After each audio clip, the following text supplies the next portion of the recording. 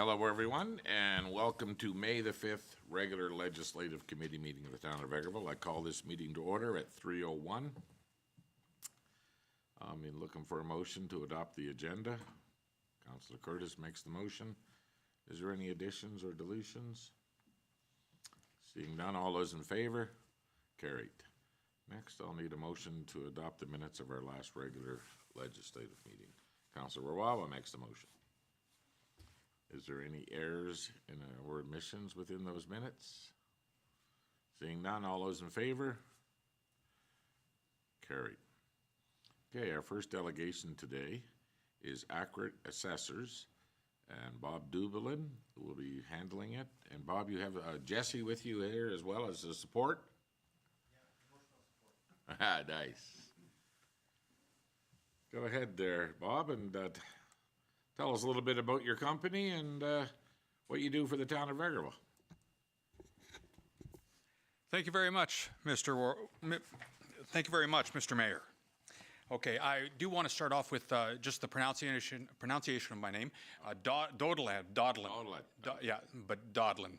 Don't ask me to speak French. Unfortunately, my parents didn't teach me that, but it is Bob Dodlin. So we've got the slide presentation up. We'll go to the first slide. The presentation tonight will be broken into three parts. The first part will be an introduction, as you just requested there, with basically explaining who we are and what we do for not only the town, but generally speaking. The second part will be the process of assessment. And so it'll go through the processes, everything from inspections and explanations, et cetera. And then the third part will probably be the most interesting part, the year-over-year change with regards to the town of Vegreville assessment. With me is Jesse Nelson. There was another individual that I was going to bring tonight, but he's manning the phones today, Corey Allen. Those two will be the primary contacts with regards to the residential assessment in town and some of the non-residential assessment as well. I'm the appointed assessor. I kind of oversee everything and then speak or interject when I need to or whatever the case is. Next slide, please. So Accurate Assessment Group, we were founded in 1997, so will be 30 years since inception very shortly here, next year. We cover a lot of the province with regards to assessment services. There's a percentage that eludes me, but anyways, we do 26 rural municipalities, stretching as far as the green in that map you can see. 7 cities, 8 towns, all 8 Métis settlements, and actually 3 First Nations.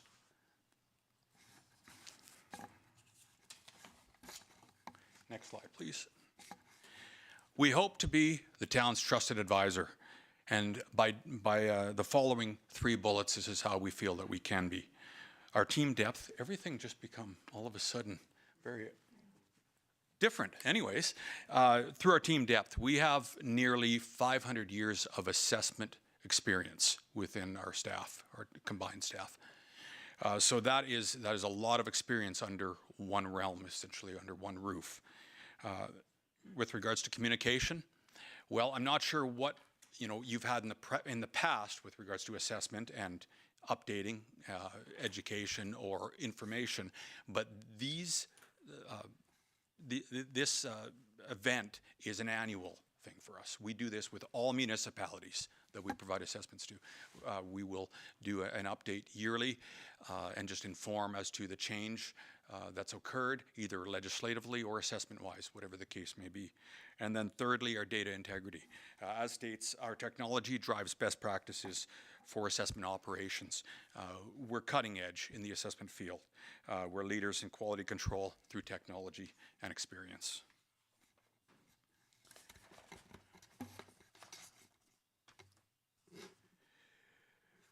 So I've introduced myself and Jesse and Corey. We have others on the team. This is just some of the key assessors that were involved with the complete review of the town assessment.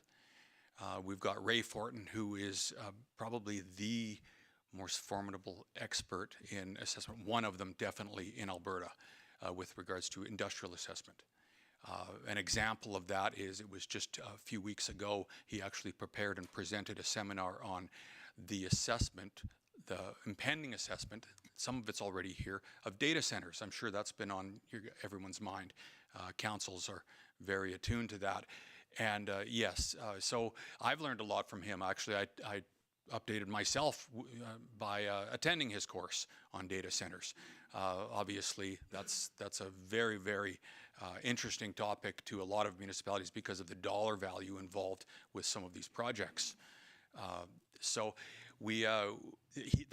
that's an example of what he does in his expertise. There are several others up there that have expertise in different areas as well, not just industrial assessment. Kurt Hartman is strong on the IT part of things, GIS. So we use him in a lot of the areas with regards to mapping and making sure that all our data is correct. Troy Bertels is the past president of the Alberta Assessors Association. So we're not only involved in assessment, but we're also involved in the community of assessment. Property assessment is the process of assigning a dollar value to a property for taxation purposes. That's simply put. Property assessment is the method used to distribute the tax burden among property owners in a municipality.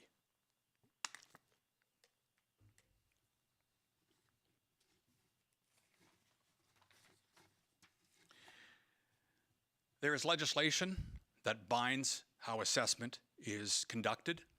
There's a Municipal Government Act. So within that, Section 284 and forward really dictates how assessment is to be conducted within the province of Alberta. And along with that, there are 3 regulations that support that part of the MGA. There's, as you can see, MRAT. It's a regulation on the assessment of property and how property is to be assessed. There's the COPTR regulation, and that deals with nonprofit situations. And then there's MRAC, which addresses the procedures of assessment complaints. With regards to assessment valuation, there are 4 classes of assessment.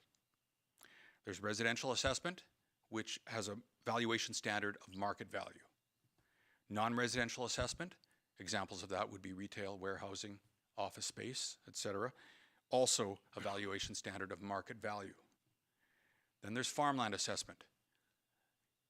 That's uses a regulated rate set by the province from years ago. And that's an assessment based on productivity value, not market value at all, typically a fraction of market value. So there is instances within the town where the fringe areas do have active farming going on. Those parcels will not be assessed at full market value because it is mandated in the Municipal Government Act that they're assessed at a regulated rate. Okay. There are some nuances to that may affect the way part of the property is being used or evaluated based on use or based on access to services, etc. But the overlying statement there is it is a regulated rate. And then there is the assessment class of designated industrial property, which is actually accomplished by the provincial assessor annually. And that will include items like linear assessment is a big part of that. So that's your pipelines, your electric station, substations, anything like that, telecommunications, etc. So because predominantly the town of Vegreville has residential and non-residential assessment base, market value is going to be the standard used for most properties in town. Market value means the amount that a property might be expected to realize if sold on the open market by a willing seller to a willing buyer. Very important, that statement when it comes to assessment. There are 3 approaches to value. There's the cost approach, the direct sales approach, and the income approach. Each one of those lends itself to specific property types.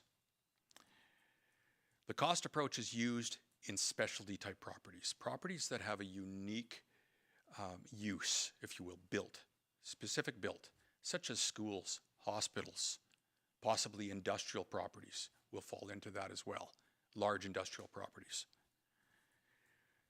With regards to residential assessment, we actually use a combination of cost and direct sales approach. In this particular instance, residential assessment, there are typically many sales that occur over a year. So the direct sales approach lends itself very well to that class of assessment. Now, the income approach, which you may or may not have heard of in the past, is used on non-residential assessment primarily. It'll be retail space, office space, warehouse space, hotels and motels. Also included in that will be apartment buildings or multifamily properties, because the income approach uses the income stream of the property as a value indicator as to what that property is worth. Typically those properties, especially if you look at hotels and apartment buildings, they're purchased for a rate of return, essentially. So that's what the investors or the purchasers are looking at. And that is the most, I guess, applicable method and dependable method to value those properties. For the reason of that, as well as these properties don't sell every day. So within a 3-year time period, you may only have 1 or 2 apartment buildings or multifamily type properties sell. So to have a direct sales approach just doesn't, you can use it as a backup, but you can't use it as a primary valuation method. Not in a smaller urban such as Vegreville. Property assessment in Alberta is completed using the mass appraisal system. This means the process of preparing assessments for a group of properties using standard methods and common data and allowing for statistical testing. So the common data, most of you probably are aware of, if you're interested, have any interest in real estate. Common data will be location of the property, lot size, building age. And when we look at non-residential property, it'll be items like lease rates and vacancy rates.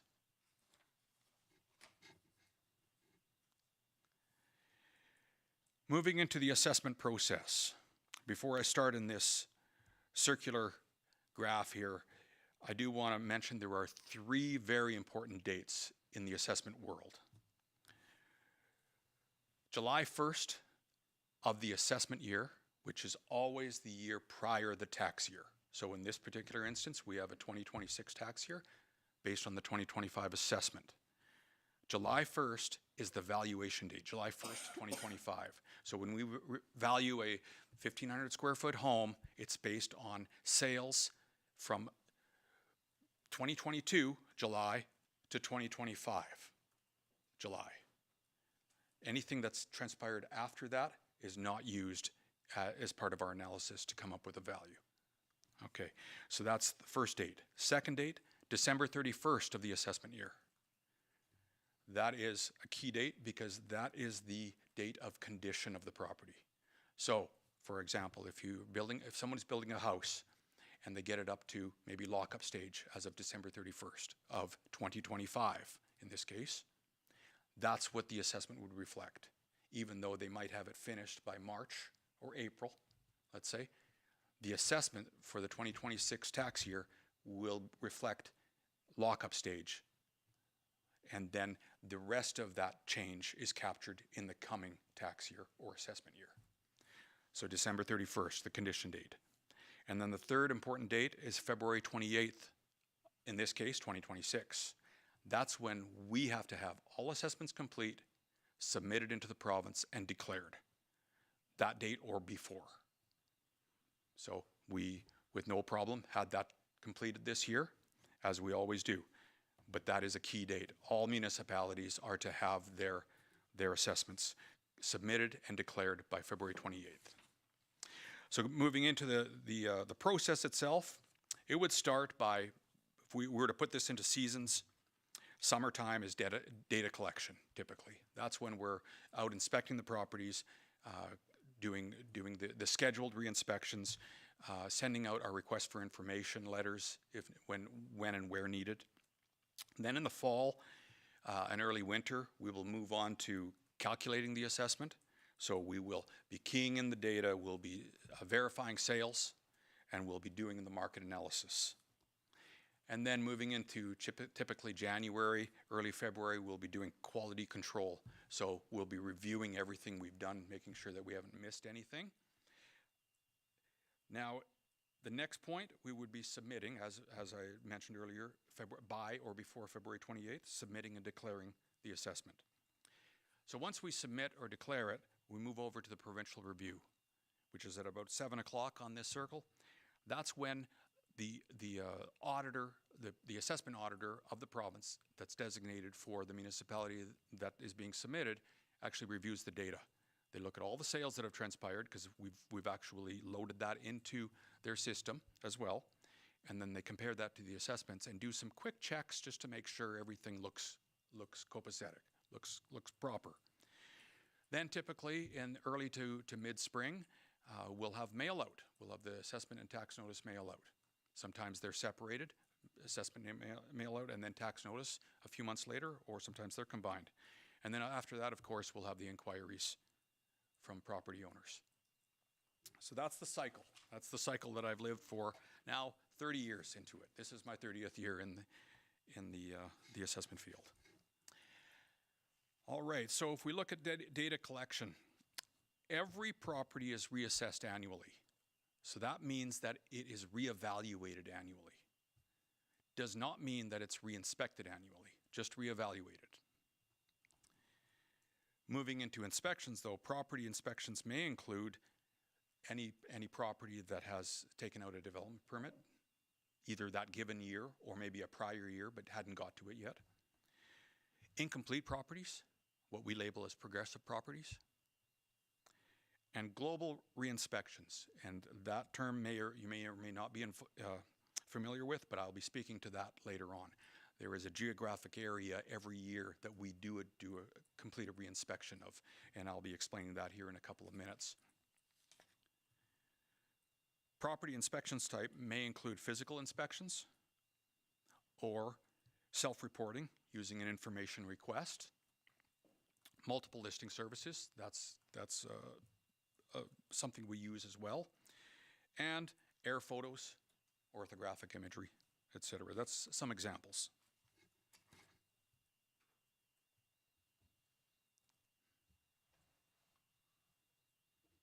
Next slide. Jameson, can we get the next slide? That's okay. That gives me a chance to Go ahead. have a drink. We're having technical difficulties. No problem. We may have a brief musical interlude. All right. What is an inspection?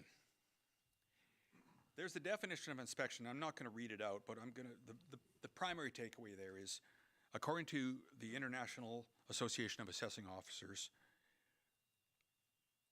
they recommend that property characteristics should be continually updated in response to changes brought about by new construction, remodeling, demolition, and destruction, and that every property should be re-inspected once every 4 to 6 years. So in this instance, I believe we have this broken out into 4 years, but we'll verify that here near the end of the presentation. We do have a graphic kind of separating out the different geographic areas.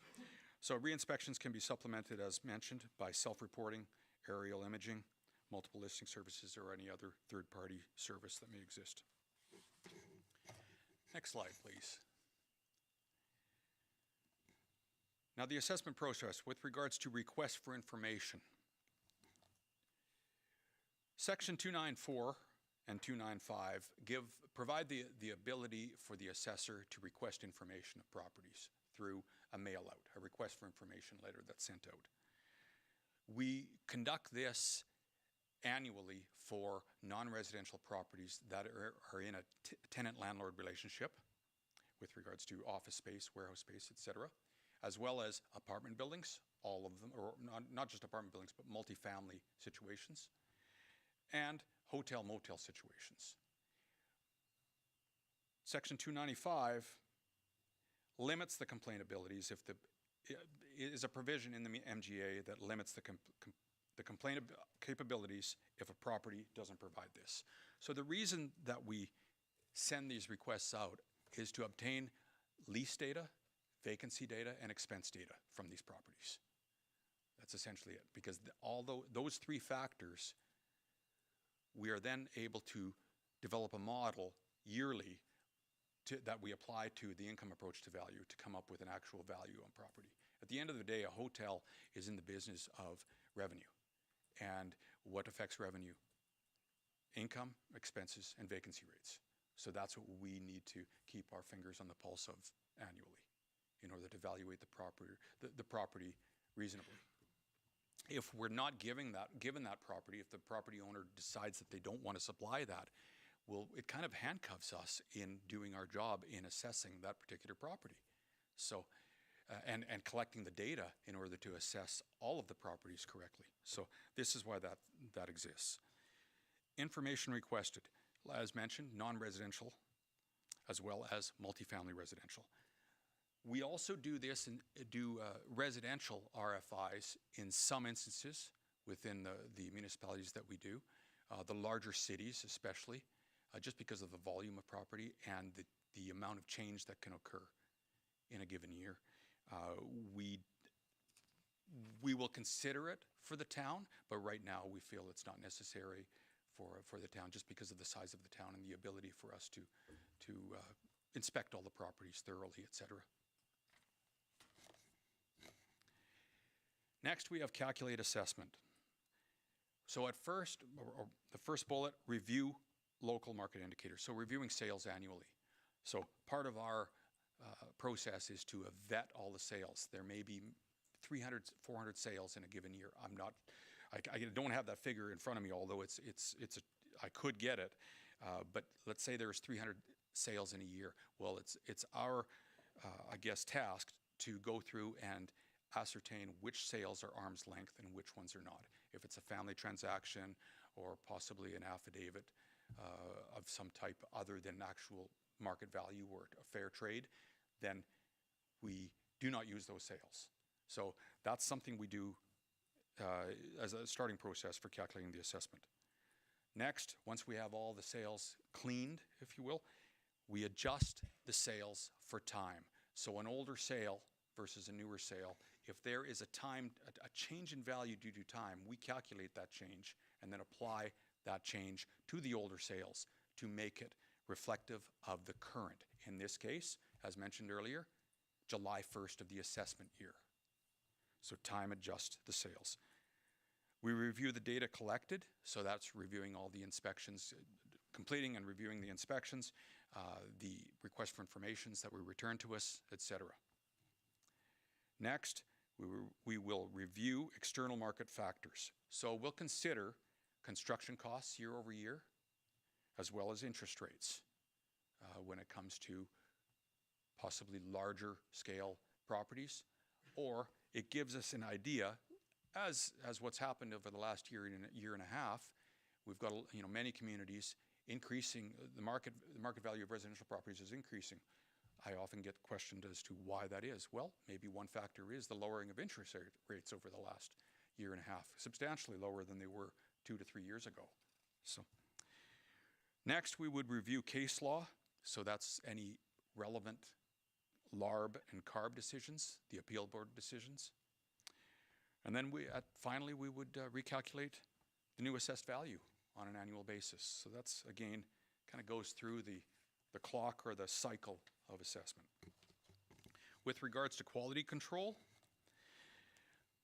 some of the items that are important to us, this is just an example. We ensure all permits have been reviewed, ensure all properties have been inspected as per requirements, ensure overall statistics have been met and meet the provincial guidelines, review overall change in assessment, and then we will actually go in and review any instance where a specific property has changed more than normal or less than normal, and make sure that we're okay with that.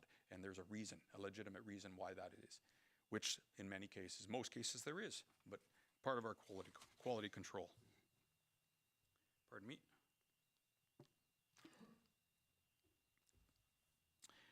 Then we have provincial review. The assessment roll, as stated, is submitted and declared by or before February 28th. So once we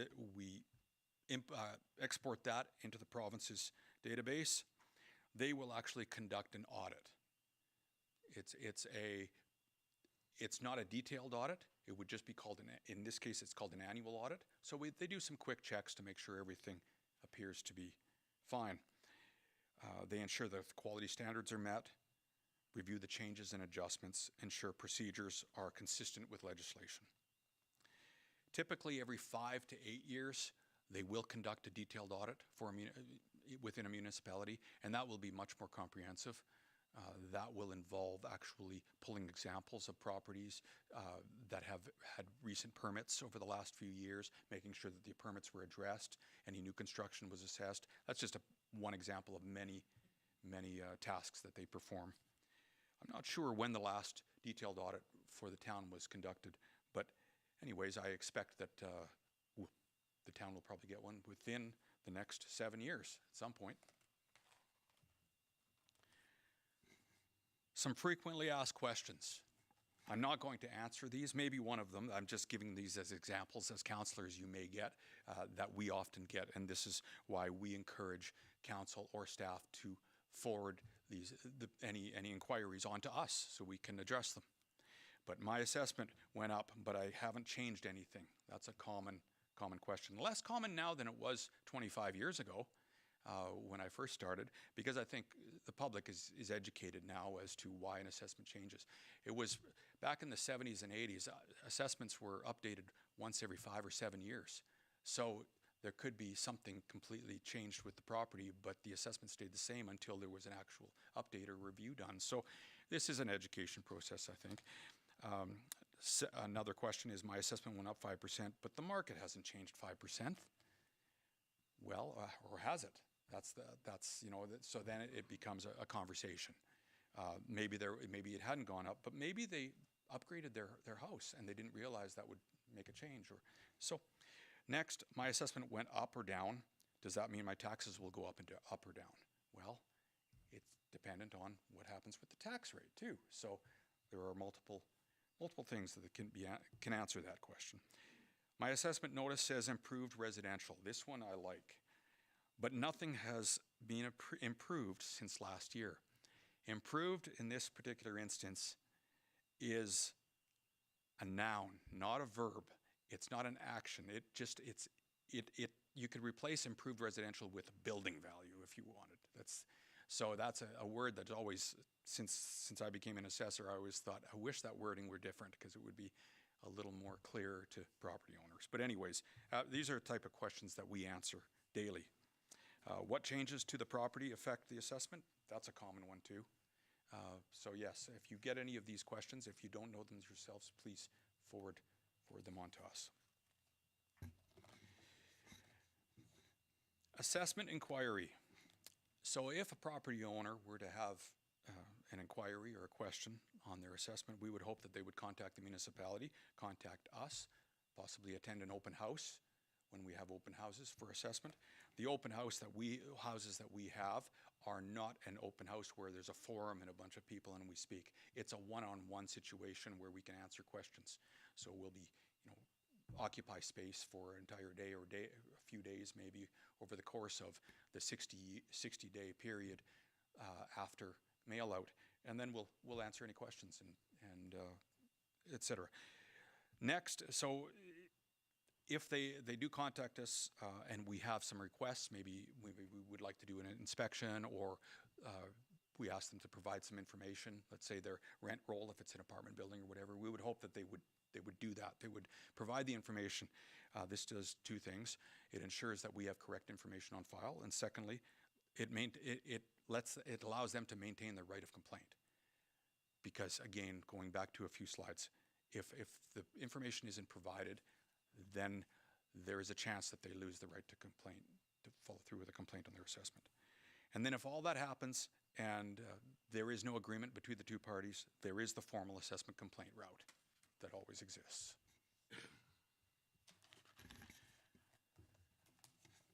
Any questions at this point? We're moving into the third part of the presentation. Well, Bob, speed it up maybe? Is that a... I know people always ask, well, why is my assessment so much lower than what the real property is? And I know people think that through the assessment process is that we're going to get close to the real value. but it is always a lot lower, and that's what I hear a lot. Like, you don't base someone's assessment on what they just paid for that house that day, correct? You look at the overall of the neighborhood and... That is correct, Mr. Mayor. Absolutely. There are several layers there. Now, first off, I can't really speak as to prior assessment years, but what I can say is that there are several layers. First off, the assessment year is always a year prior to the tax year. So by the time property owners receive their assessments, it's a good chance it's already 8 months out of date.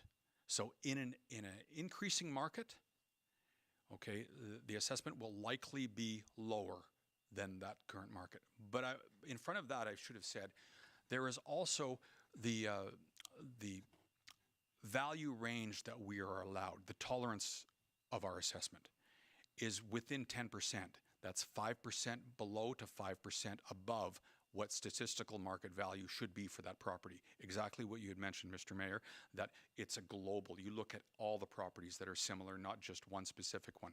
We do not use a specific sale price as a target. That is not the proper way of conducting assessments. If we have 10 sales of similar properties and let's say 8 of those sales show that that particular property, considering they're all very similar in nature, is worth $350,000, and we've got 2 sales that maybe sold for $400,000. If there's no reason why those 2 sold for $400,000, then the likely market value for that property is $350,000. The market is not pure. That's an important statement and something to know. Properties sell for what they sell for based on that current situation. If somebody is maybe motivated to purchase because they want to live next to their neighbor that they know or family member or whatever, they sometimes pay whatever they need to. On the flip side, if somebody is transferred and they need to move quickly, so we do our best to vet those sales and not use them if there is a legitimate reason why they weren't reflective of market value. But in some instances, it's just the market. It's just the way it is. It's not a pure market. So hopefully that answers most of your question there.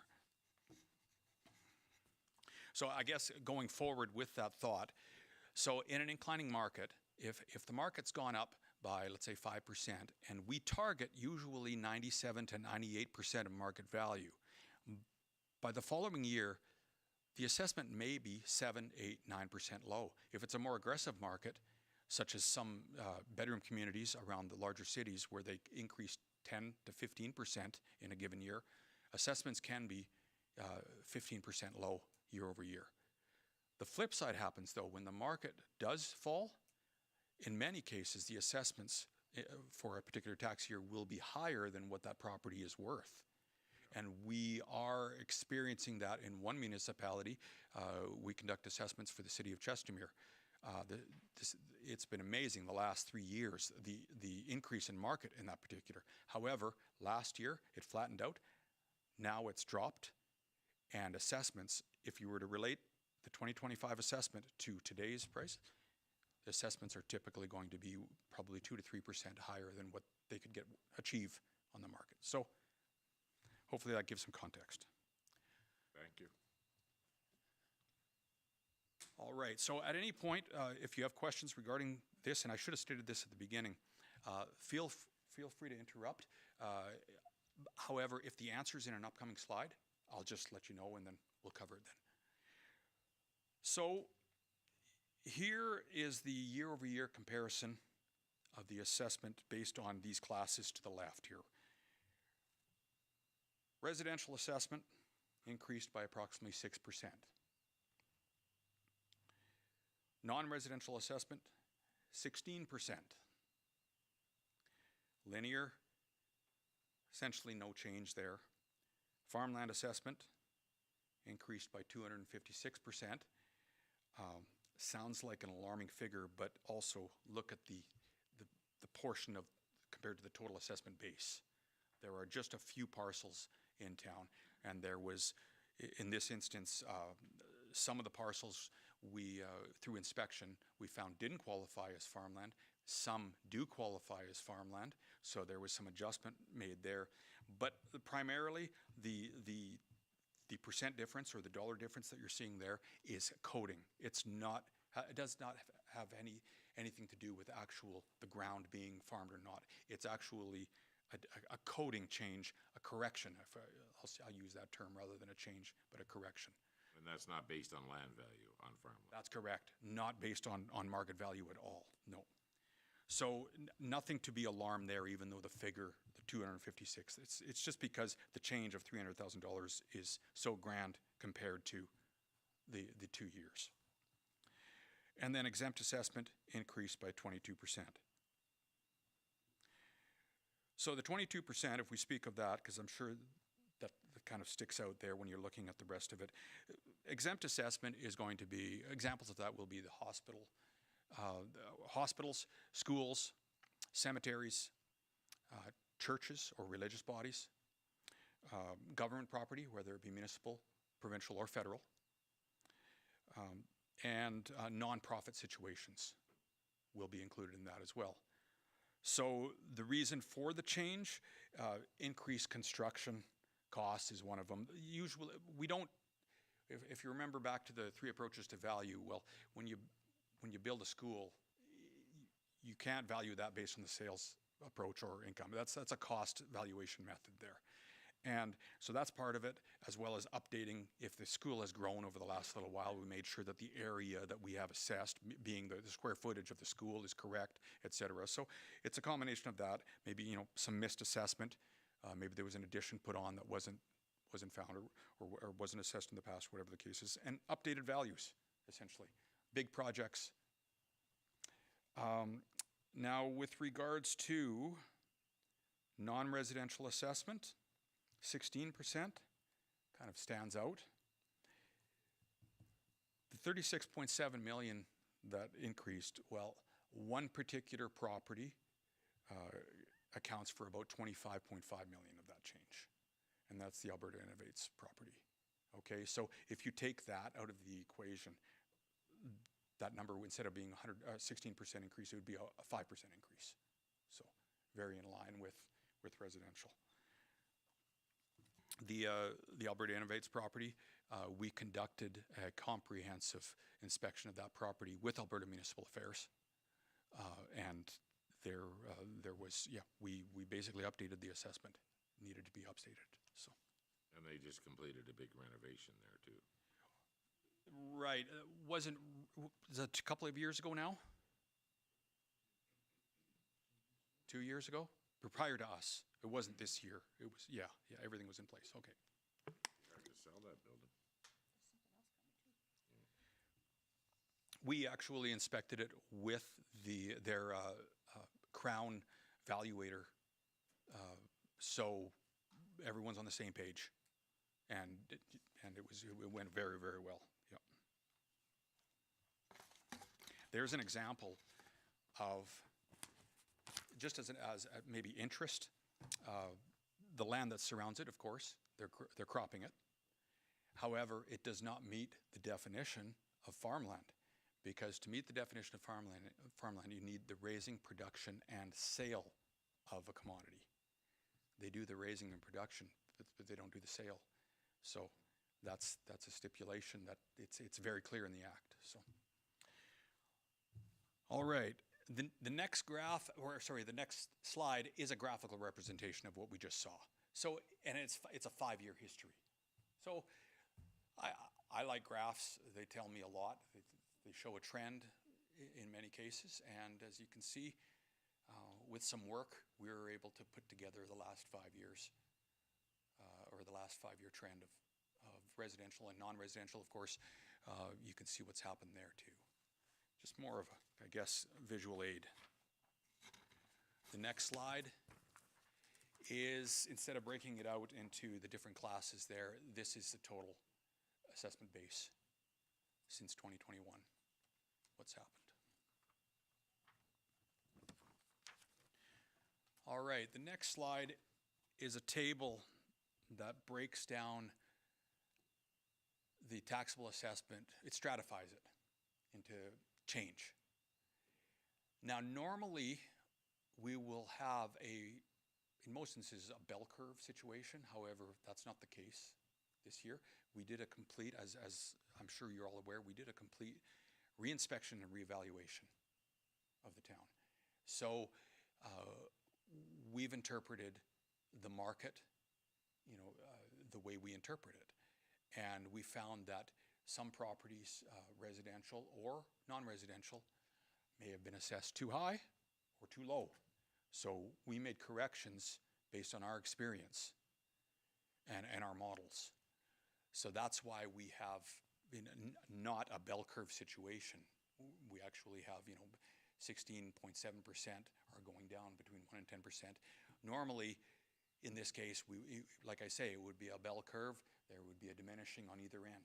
But this is going to be a little bit turbulent year with regards to that. But I guess the takeaway here is 51% of the properties, taxable, will be experiencing less than a 10% change year over year. So the next slide is a little more telling. It's the same explanation of a table, except instead of using percentage change, it uses dollar change. And again, 62% of the taxable properties in town will be experiencing less than a $25,000 change.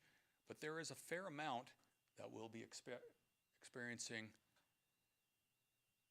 somewhere between $25,000 and $100,000 change, depending on the property type. And then, as you can see, almost 200 of them, 200 taxable properties will be decreasing by more than $25,000. And you guys have the data to back all this up, so. Absolutely, yes. What I will mention a couple of things here that may catch your eye. First off, there was one property decreased by over $1 million. That usually catches someone's eye. That particular instance was an assisted living center that was plainly overvalued. It's based on our knowledge, our data acquired. Yep. So that correction was made, or adjustment was made. Then there are 6 that are increasing greater than $1 million. That's a combination of properties. There wasn't one specific theme, but what I can say is that 3 of them, in our opinion, were undervalued. They needed to be increased. 2 were missing assessment, some parts of assessment somewhere that we captured. And then 1 was due to a combination of new construction, as well as a building that was being assessed, a large shop that was being assessed to the adjacent parcel. And through our mapping ability, our use of GIS, we were able to catch that right away. And we actually double verified that. I was the one who caught that instance, and then when we were back at the office, I said, Jesse, can you go and take a look at this? Make sure that we've got this right. I believe that building's supposed to be on the next lot over, and absolutely it was. So that makes the 6th change of greater than $1 million. So, all right, this slide is just kind of an information slide I like to use. 5-year history kind of gives you what's happened with regards to new accounts as well as development permits. Nothing really to say on the new accounts. There's 2 new accounts. An example of a new account will be exactly that. It'll be if there's a large parcel that maybe has a subdivision of, let's say it's a 10-acre parcel subdivided into 5 2-acre lots. Well, that would be essentially 4 or 5 new accounts, however you want to look at that. So that's an example of a new account. And then with regards to development permits, well, as you can see, it was a strong year for development permits. I really don't have a comment on that, except I guess it's just a reflection of activity in both instances. Well, we like to say, Bob, it's on purpose. Good. That's what we're trying to drive here through this council. Mr. Mayor, okay, sounds good. All right, now getting into the thick of assessment and assessment change, kind of the market itself. With residential assessment, there was a comprehensive analysis and reevaluation completed. Land assessments in many areas decreased to align with sales data. Okay, I'm talking vacant land, residential land. Overall improved means lots with houses on them. Due to land assessment decrease, more value weight was placed on improvements or buildings, houses. Assessment change varied dependent on the property inventory review, ensured alignment with sales data. So at the end of the day, we reevaluated everything and made sure that it aligned with sales. We take everything from location into account, as well as the age of the building, 1970s, 80s vintages versus brand new homes, etc. So that's what happened. There is no clear direction, I can say, with regards to what residential assessment did. As the tables earlier showed, some assessments decreased, some increased, because there was an equity circumstance in there that we adjusted for, that we corrected, updated. So, with regards to multifamily residential, we migrated apartments and row housing and fourplex properties from the cost approach to the income approach, which is a best practice. Cost approach is not the best practice valuation method for these types of properties. So we migrated that. The assessment change varied according to market factors and property type. And again, we ensured that there was an alignment with sales data.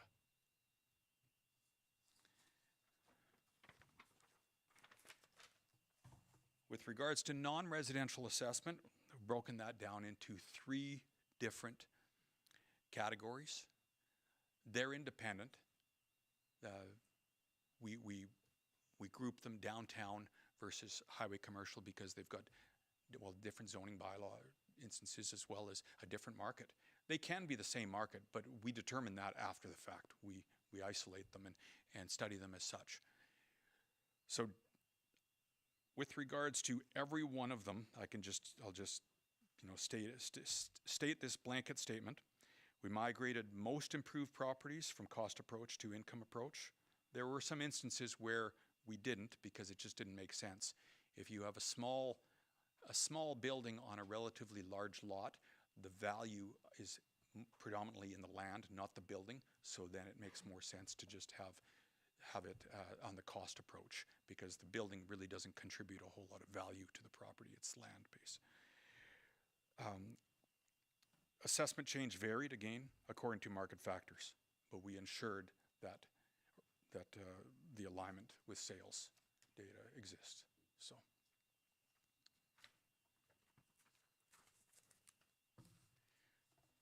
When it comes to the coming up, the 2026 assessment for 2027 tax year, there will be more precise, I guess, explanation for each, a kind of a direction of where things have gone year over year, as opposed to just an adjusting, because this is a kind of a calibration year.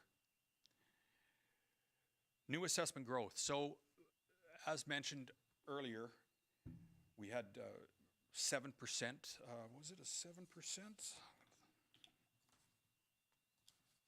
Pardon me. 6%. 6% increase in residential assessment. That can be broken, or it's attributable to 2 parts. One is going to be market inflation, but another is going to be new growth. So when you have a new house, that contributes to the assessment. In this case, we have 1.1% attributable to new growth, and 5% attributable to market change. So that adds up to 6.1%, rounded to 6%. That's where we get the 6% increase. Typically, what I'm finding in a healthy community, not to say it's right or wrong, I'm just in the communities, in the small urbans that I conduct assessments on, 1 to 2% growth seems to be standard, and a healthy growth year over year. So we're at 1.1%. It's when you get down to closer to 0, it's of course not what you want. In some instances, negatives. I've seen that too. So So yeah, and then you can see the 5-year trend prior to that. With a little work, I was able to do that. So you can see kind of what's happened over the last 5 years.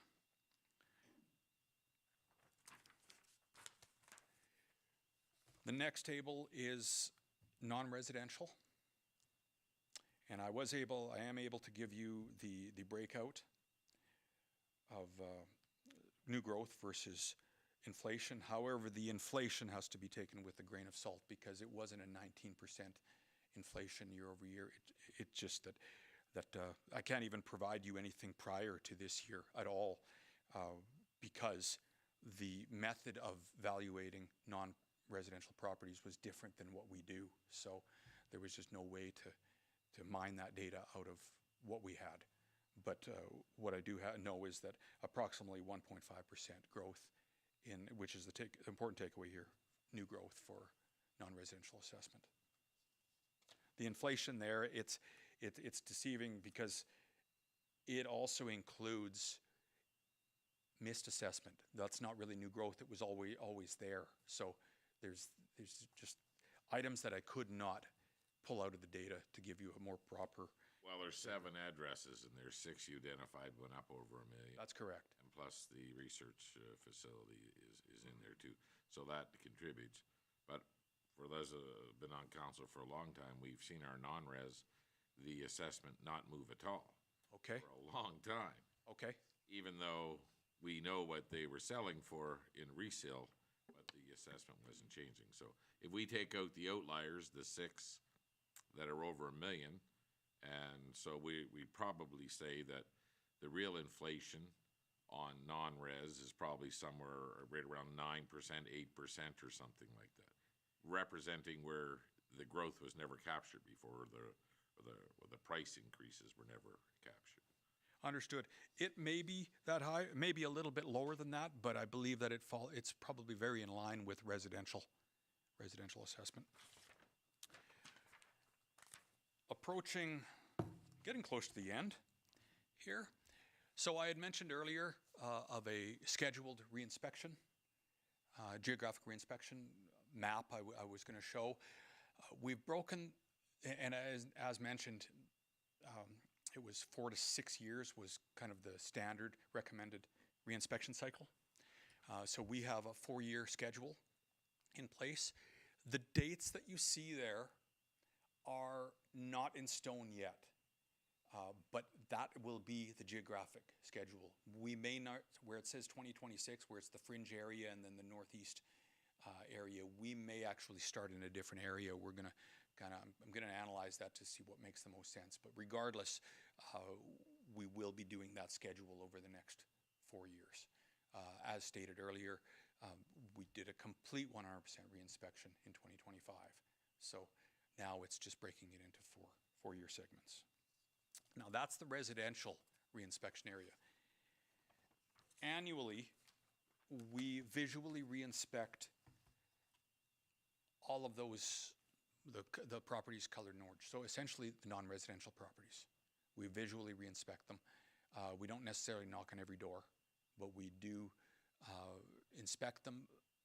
And there are various reasons, but one of the most important reasons that we do this is to keep our finger on the pulse of vacancy rates.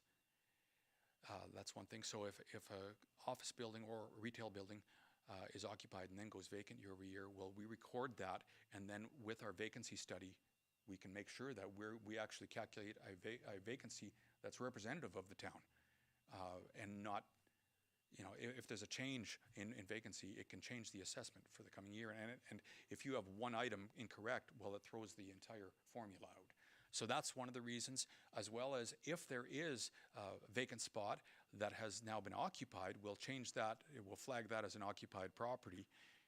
So it helps with our vacancy study, but it also triggers us to send a request for information to that property because there's likely a new lease in place. And that new lease is going to be very valuable to us when we do our lease study to establish whether retail space is worth $8 a square foot, $9, $10, whatever. So It's staying current. That's our strive there. So as you can see, between the two schedules, we exceed the best recommended reinspection cycle that is stated by the IAAO. Moving into the last slide and trying to extend this presentation as long as possible, I do want to share a couple of things with yourselves. So we already we discussed the change in assessment. It's might be valuable, or at least help you understand how you compare. Some councillors will ask, well, how does it compare to the neighbors? How does that, what are other municipalities experiencing? So I can share a little bit of that with you if you'd like. Similar increasing markets, and when I say similar, I mean within, or sorry, not increasing, but change markets. Bonnyville experienced, town of Bonnyville experienced a 4.3% increase in their residential assessment. Town of Westlock, 6.3% increase. Getting a little further away, Rocky Mountain House, 5.5, but you can see a theme here. Everything, the residential assessment's been going up, and the major portion of that is inflation. Some of that is going to be growth.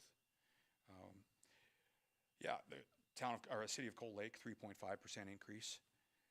As you get into larger urban centers closer to the city, just as an FYI, they're going to be in the neighborhood of anywhere from 10 to 14% increase year over year. So,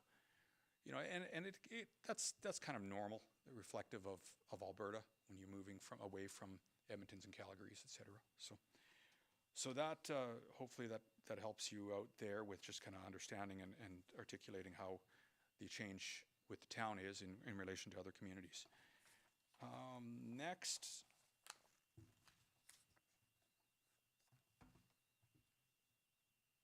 I like to kind of look into the future, give council some idea of where residential assessment is going.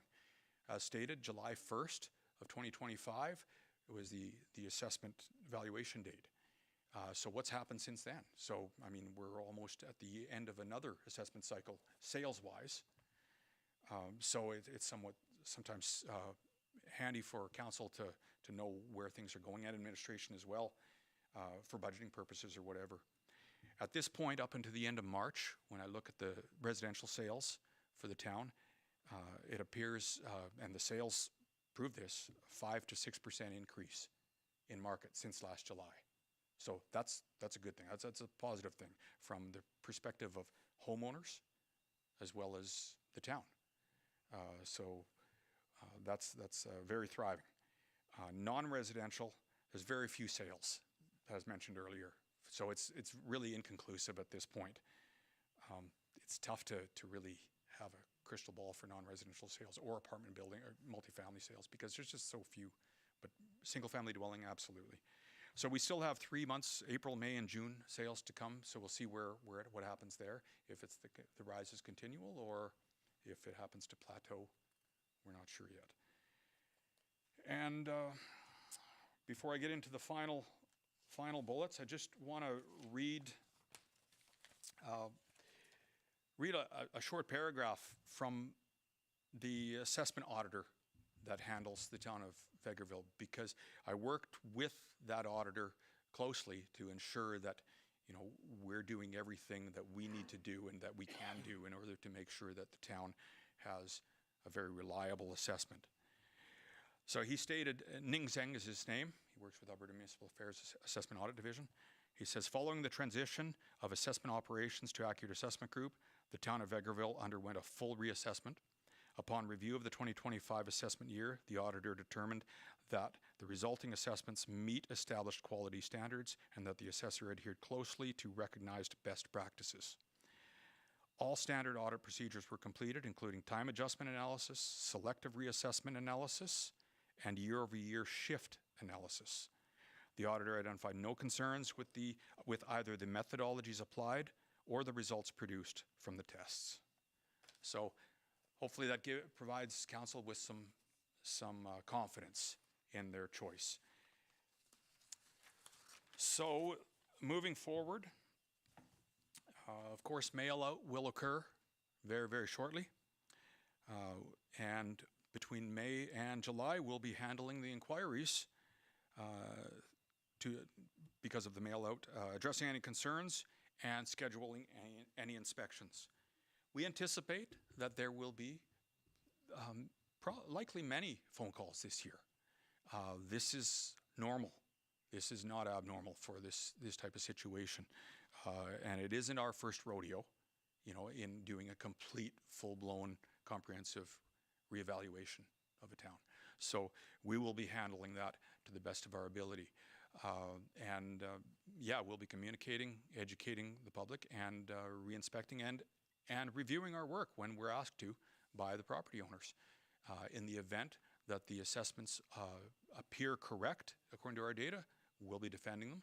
And in the event that we find out something about a property that deems a change is necessary, which can vary from a square footage change to documentation stating that the property is contaminated, whatever that might be, this stuff surfaces, especially in this first couple of years.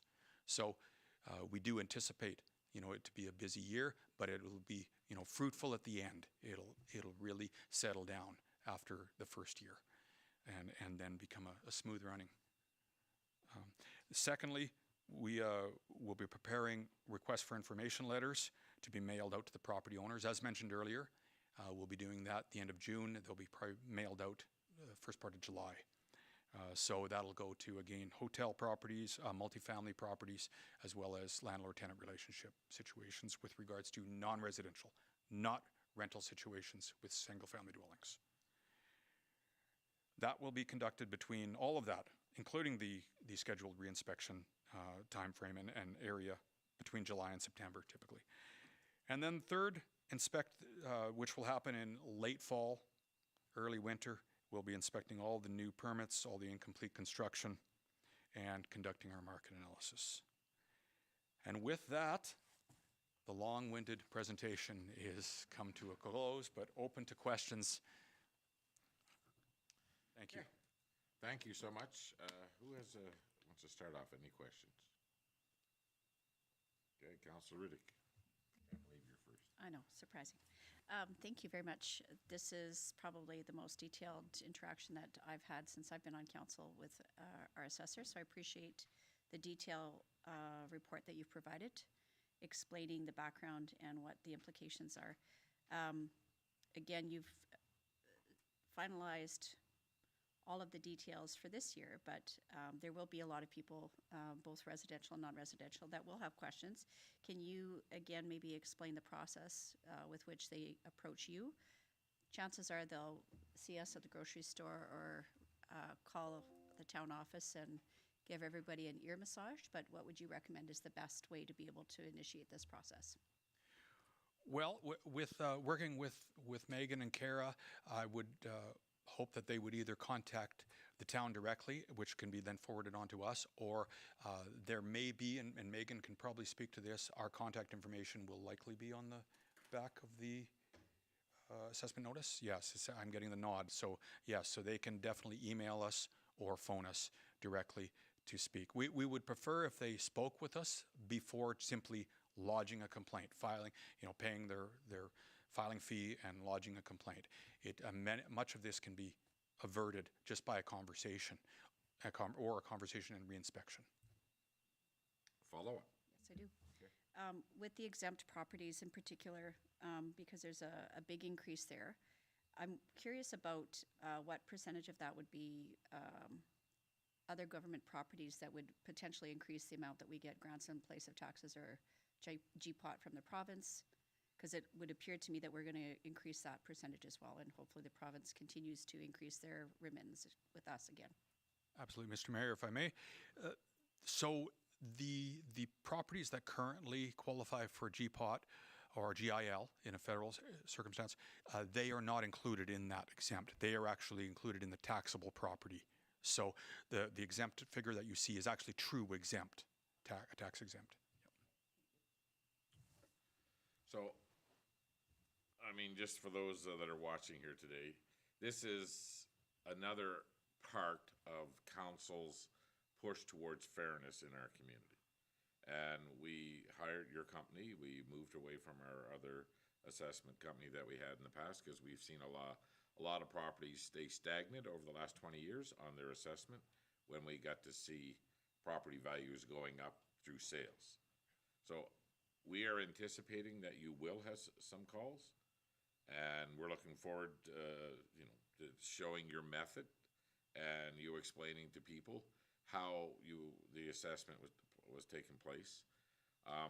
When we go to your income approach, which makes sense to us, especially the multifamily, we've seen the cost approach for so long, and seeing the assessment, let's say it's $600,000, and then we see the same property for sale for $2 million based on the cost approach. So we're really looking forward to trying to capture, well, I think that even on some where your assessment today is at a million some, and we still see these properties being listed for 2 or a little bit more than 2 million. So everybody needs to pull their weight, and that's what we're shooting for, is everything to be fair here. And I do understand where the vacancy rate would dictate a lot about when you go to that income model. And we know that for the last over 3 years, we've been at 0.01 or close to that in our community in vacancy. So we're real happy with what we're seeing here so far. And we know there's going to be some growing pains with reassessment of 100% of our community.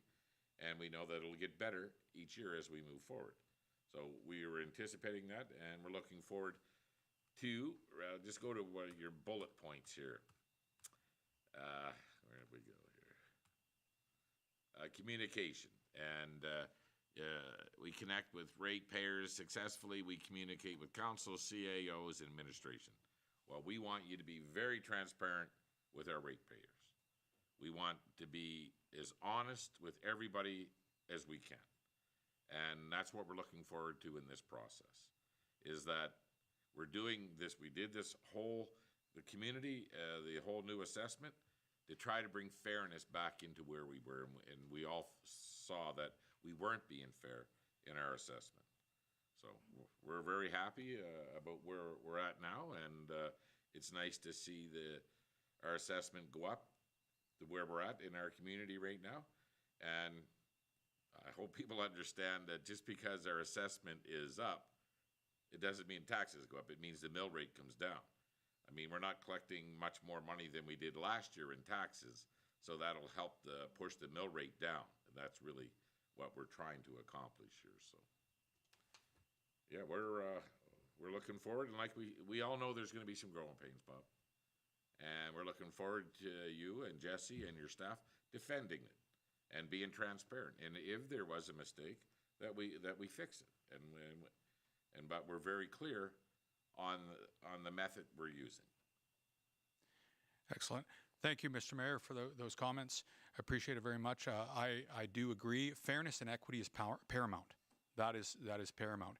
And as well, having the properties reflective of market value at a certain point. So that's what we have done, and we will put high exclamation on fairness and equity and being transparent. Absolutely. Thank you. That's what we expected. Is there any other questions? Okay, well, thank you both for coming out today, and thanks for the work that you've done, and we look forward to building this relationship over the next few years.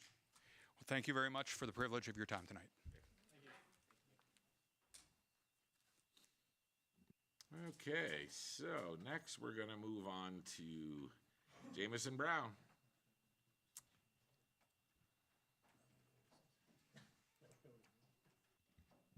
Thank you, Your Worship. The Seed Department, Community Engagement, Economic Development, is on deck when it comes to the quarterly manager's report. And as I'm sure Council recalls, there were 2 major budgeted projects from this department this year. We'll start with the first, which was the enhanced advertising marketing. And under the new strategic plan for 2026 through to 2029, the strategic goal or pillar this would fall under would be the economic growth and financial stability. This was a budgeted item. It is on track. The start date and end date, it is a calendar year project. The estimated budget for the calendar year was $75,000, and to date, we have spent $16,000 of that. Just a quick note, it was always going to be the case that we were going to spend a good chunk, probably 50% of that budget, between midway through Q2 to the end of Q3. So that is strategy, and I will assure you that that number will be going up here as we are now kind of into the thick of it. In terms of a quick progress update, comprehensive refresh of ChooseVegreville.com has been completed, including enhancements to investment attraction tools supported by third-party data strategist Local Intel. In collaboration with Innotech Alberta, we've created a new dedicated webpage to showcase the facility's specialized services, infrastructure, and technology capabilities. This content has aligned with Alberta Innovate's updated strategic framework. And Your Worship, as you've alluded to, a group of us from the town and yourself met with Innotech, and we got a bit of an update as to what their strategic goals are moving forward. And so we've created this page to align with that strategy to help promote what they can offer industry that may be interested in relocating to Vegreville. Additionally, supporting materials have been strengthened through the update and refinement of printed investor attraction packages, ensuring alignment with current messaging. The Choose Vegreville billboard, located adjacent to the Edmonton International Airport, that agreement was concluded mid-April, and we talked briefly about that just by happenstance earlier today with a guest that we had here in council chambers. Next steps for this project, Vegreville will be featured in the upcoming edition of the Canada Magazine with a full-page profile scheduled for distribution beginning May 7th. We'll get to the feature in a moment. This feature will be supported by a 2-week coordinated share billboard placement along the Gardiner Expressway in Toronto, as well as a 3-week targeted digital advertising initiative aimed at businesses and industry stakeholders within the Greater Toronto Area. Looking ahead to the remainder of Q2 and Q3, we'll prioritize a sustained digital advertising strategy focused on promoting Vegreville as a destination to visit, live, and invest. So included with your package, the second page is the feature that will be running in the magazine. And below that is the billboard that will be on the Gardiner Expressway. Are there any questions before I proceed to the second project?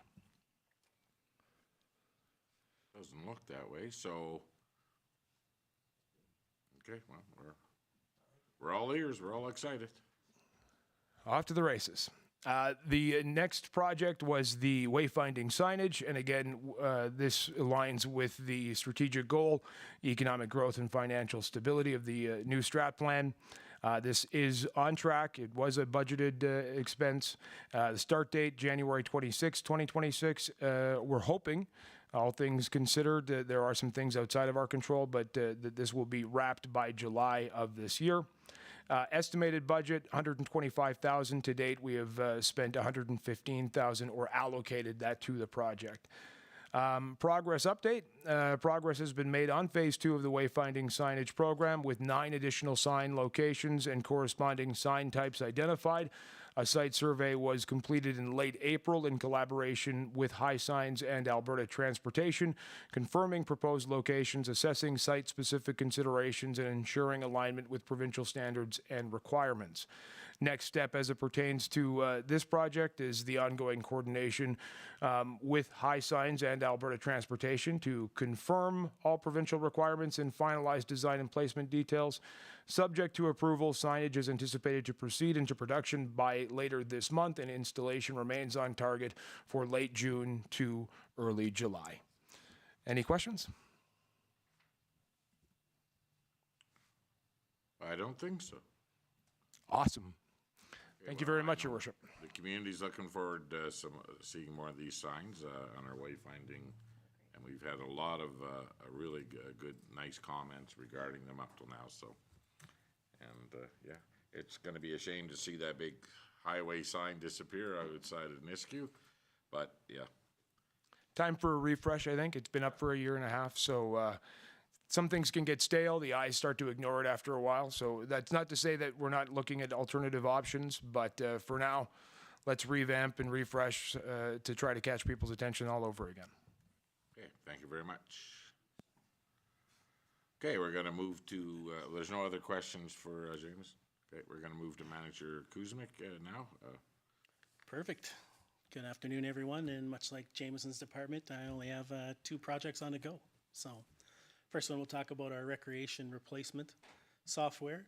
That's going great, actually. We're 2 months into it, just doing a lot of data transfer and starting to train our main 2 people who'll be using that system.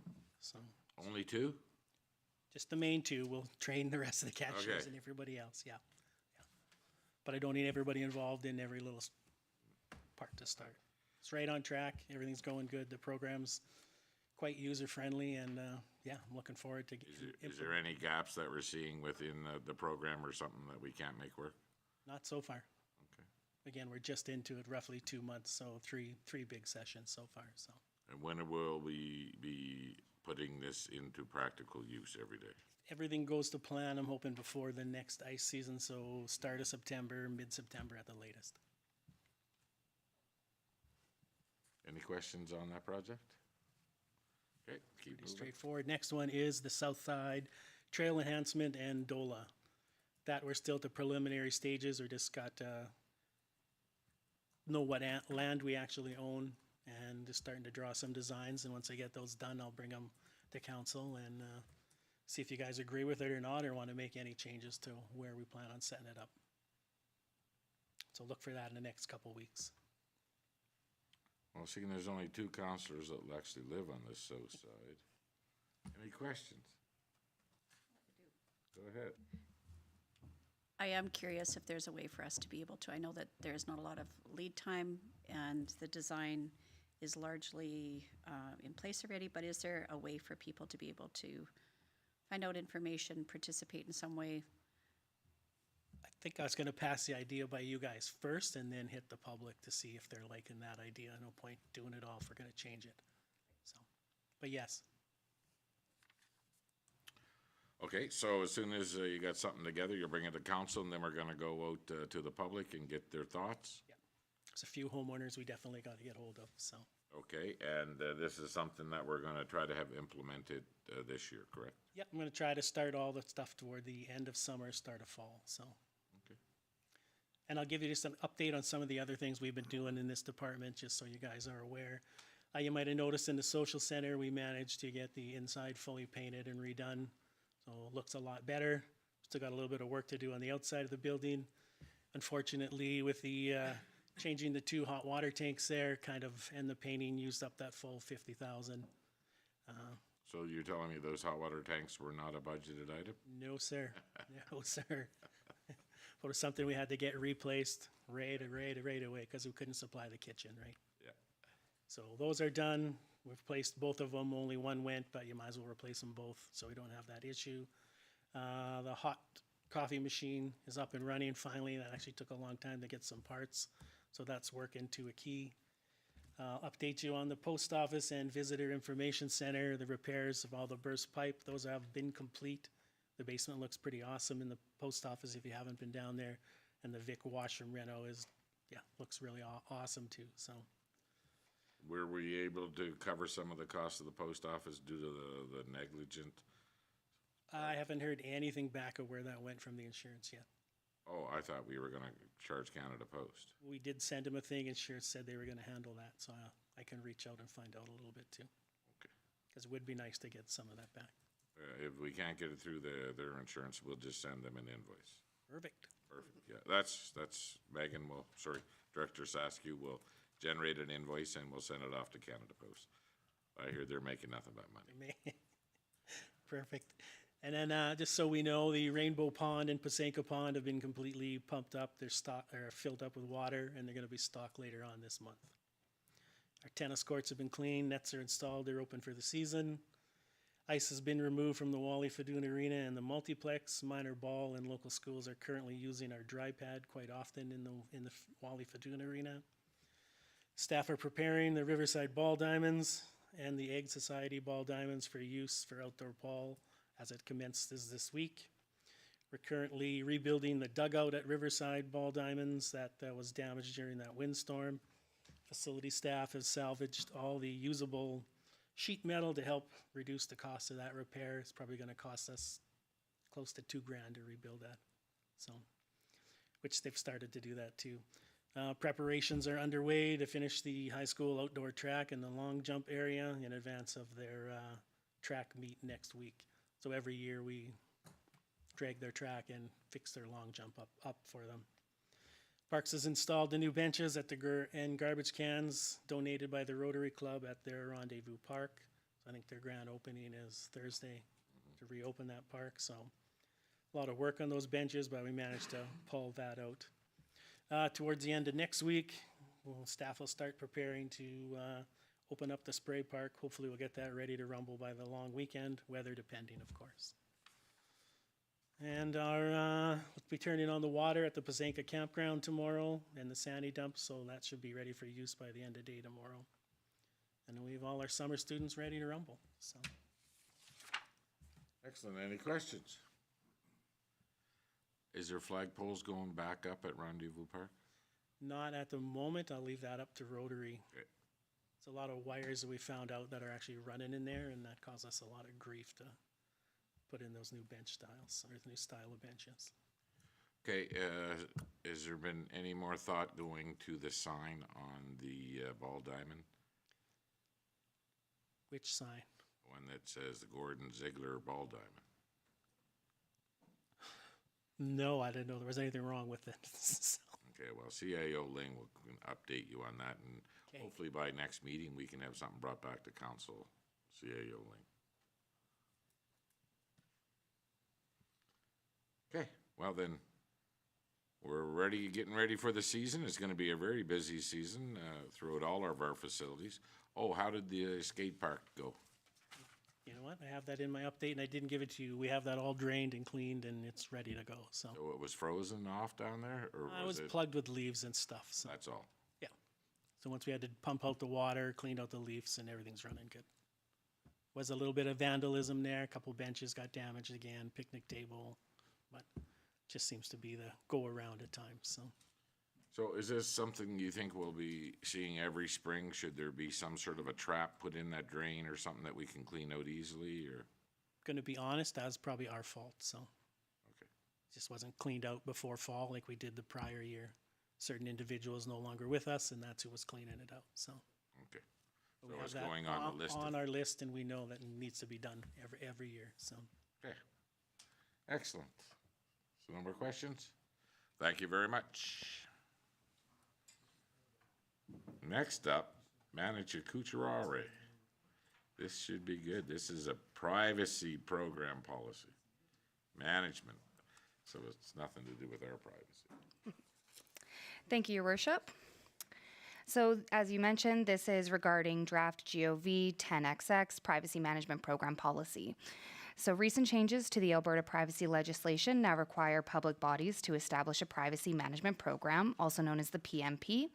This program consists of policies and procedures that govern the collection, use, management, protection, and sharing of personal and confidential information, both within the organization and with external organizations or individuals. Its purpose is to balance the protection of personal information with the transparency and accountability to the public. This draft policy addresses the requirements of the Privacy Management Program as mandated by the Protection of Privacy Act, also known as POPA, and its associated regulations. This includes designating a privacy officer, the process for access to information requests, consent for collection, use, and disclosure, conducting privacy impact assessments, creating the Personal Information Bank, handling requests for correction of personal information, response procedures for privacy breaches, response procedures for privacy complaints, the creation, use, and disclosure of non-personal data, use of AI and automated systems that use personal information, establishing security classification system, determining safeguards, and mandatory training and policy review. In accordance with POPA, Council must approve the Privacy Management Program by June 11th, 2026. After attending the Alberta Municipalities Clerks Association conference in April, we learned that our PMP is indeed on the right track. A few additions have been added to the policy since it was presented last to Council on April 21st. So that includes some new definitions. That is PIA, PIB, and we have also introduced the definition for employee because this does encompass not only Town of Vegreville employees, but also service providers, contractors, volunteers, board and committee members, etc. 8.2.1 allows directors, managers, or supervisors to request the third-party service providers to complete the PIA during the procurement process. 9.3 states that the PIB directory will be made available to the public. That is a mandate in Section 57 of POPA. Section 19.0, third-party service providers, has also been added. So this section outlines the ATIA and POPA considerations that should be captured in all contracts where personal information is collected, used, or disclosed by a third-party service provider. This information will also be captured in the procurement policy that will be reviewed by administration and council later this year. So the communication strategy. Training for Privacy Management Program began in March at the quarterly managers meeting. Training continued yesterday, May 4th, at the annual pancake breakfast and all staff meeting. I am proud to say we have 117 employees who are all certified in privacy management training at this point. Additionally, the privacy officer is going to be working with human resources to ensure that all new employees receive the training. Once approved, a copy of the Privacy Management Program policy will be made available for the public on the Town of Vegreville website. So the options available to Council today. Town Council may proceed with the approval of the Privacy Management Program policy as presented at the next regular Council meeting, or Town Council may request additional time for review and bring this policy back to the next Legislative Committee meeting for further discussion. Okay, thank you very much. Who do we designate as our privacy person? Hello, Your Worship, that would be me. Okay, and can you give us an example of a third party that would have our personal information of our staff? A great example would actually be Manager Kuzmic's new program, the Explore Rec. That is something that people will put their names, phone numbers, emails, financial information into, and that will be shared directly with Explore Rec. So that is something that Explore Rec needs to be able to provide information back to us and how they are going to be keeping everyone's personal information secure. Yeah. So we have two options here. Who wants to get us started? Councillor Curtis may start us up. Thank you. I think we've reviewed this previously and had some updates that went into it, so I'm good with this coming to the next council meeting as presented. Thank you. Is there anybody else that doesn't feel the same? Any other changes that they want made? Well, I'm good. I'm glad that Manager Kucharawi went to that conference and found out these other points. Okay, well, it looks like she's coming. It will be coming to Monday's meeting. Thank you. Next up, Director Lefebvre. Thank you, Your Worship. This is a memo to Council. Temporary road closure proposed by the Royal Canadian Legion. The Legion is proud to host the annual ceremonial review, the ACR, for the Royal Canadian Air Cadet Squadron. Terry Kuzik from the Royal Canadian Legion has requested the temporary road closure in front of the Royal Canadian Legion on 52nd Avenue on May 19th, 2026 from 6:30 p.m. till 8 p.m. This closure will not impede on the Vegreville Liquor Store or Vegreville Plumbing and Heating. The Royal Canadian Legion has also requested the use of town-owned barricades as the event will take place after regular hours. They are asking that the barricades be delivered to the Legion by end of the day on the 19th and picked up on the morning of the 20th. Cadets will be responsible for setting up and removing these barricades. Communication strategy is informed. Level 1, the temporary road closure will be posted as a news item on all Town of Vegreville social media platforms. and the options 1, 2, and 3 for council. Council to review and approve the proposed temporary road closure. Number 2, council to recommend alternate road closure route, or 3, deny the request. There's an attached map below clearly showing the section that they're going to be doing their work in. Okay, any comments? This is something we've done for a long time since the Air Cadets have left Mundare and moved to Vegreville. I don't know if you all seen NASA's announcement the last week, but one of the astronauts that will be in the next crew going to the space station was a part of the Mundare Air Cadets at one time, and his brother flies a jet fighter for the government, or for the Air Force of Canada. Again, always a good program, and hopefully everybody will be able to make it out and to watch the cadets on parade. So it looks like we're going with one, Director Lefebvre. I'll bring it to the next regular council meeting. Okay, thank you. Next up, Director Saskew. Thank you, Your Worship. I have here 2026 town-owned land that would be marketed for sales. These are infills that we have that are available for purchase. The background on this is the following vacant properties are owned by the town of Vegreville and will be posted as actively marketed for sale. The current assessed value of the properties are as follows. So there's 4 roll numbers, 3 residential and 1 commercial, and the assessed value as per the assessment and tax notices that would be going out as of Thursday. So there are no immediate financial implications of setting market prices for the vacant lots. The town-owned land will be marketed for sale at the reserve price approved by council. Communication process for this would be public engagement level 1, inform. Senior management will be made aware of the marketed values, and they'll be actively marketed for sale at the reserve bid set by council. So this will be on our Choose Vegreville website. There's another site that Manager Browning uses, and any other internal methods that we use to market infills. And the options are that town council may accept proposed recommended reserve bids and approve at the next council meeting, or that town council may request additional information and discuss proposed reserve bids at the next legislative meeting on May 18th, 2026. Okay. Is everybody good with the option 1? Okay, we'll look forward to seeing that on Monday. Thank you. And when we go ahead with this, will we be trying to market these ourselves, or are we going to rely on the real estate companies in town? As of recently, we've had good fortune selling our infill lots, so these will be marketed for sale. We haven't brought reserve bids to council for approximately over a year now, so it's time to set approximate or new market values and market them as such. Okay. Thank you. Thank you. Next up, CAO Ling.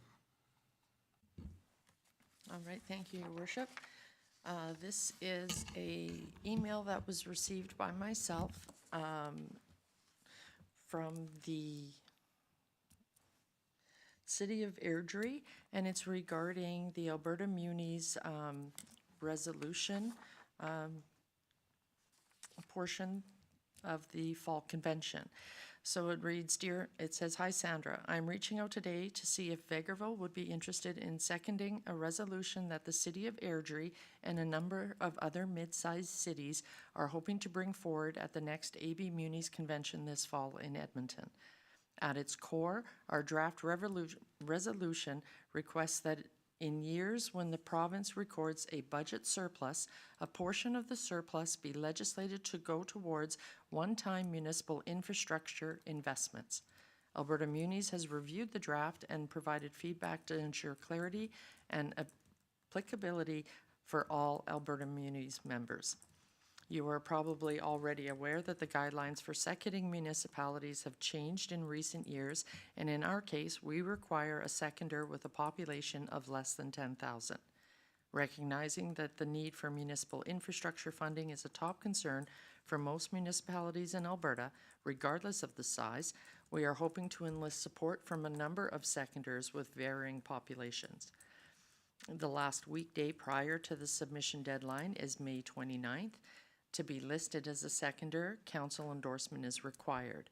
We will be bringing it forward to our city council in Airdrie on May 5th. I've attached our draft resolution for your consideration. If you have any questions, please don't hesitate to reach out. If this is something your council would be interested in supporting as part of a group of seconders, please let me know as soon as possible. Have a great day. Megan Stewart, Research and Grant Writer, City of Airdrie. Okay, any comments?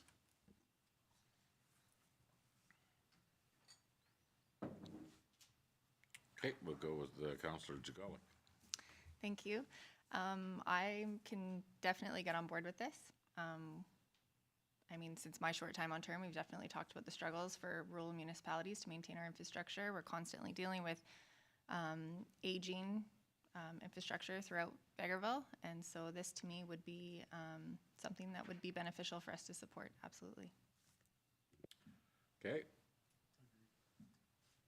Now we have someone that's going to be speaking on the resolution as a seconder at Alberta Munis. Thank you very much, Councillor Jagalik. Although Airdrie has received more special funding than any municipality in the last 20 years, but they are growing at such a rate, it's, again, we know that what we've seen lately with any surpluses, the UCP government likes to put the surpluses towards the debt. But I think we can all support this right now. If we don't start getting some different methods of funding for our infrastructure shortfalls that we're seeing right now, that we can't no longer afford to go backwards where we're at. So looks like we'll be supporting that, CAO Ling, so you can let them know that we will definitely be a seconder at the Alberta Munis. Yes, I'll bring it to Monday's council meeting because we'll have to include a copy of the resolution as well.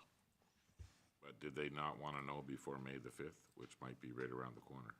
I will send Megan an email and let her know we're on board and to expect the resolution on next Tuesday. Okay, thank you very much. That looks like the next one's mine.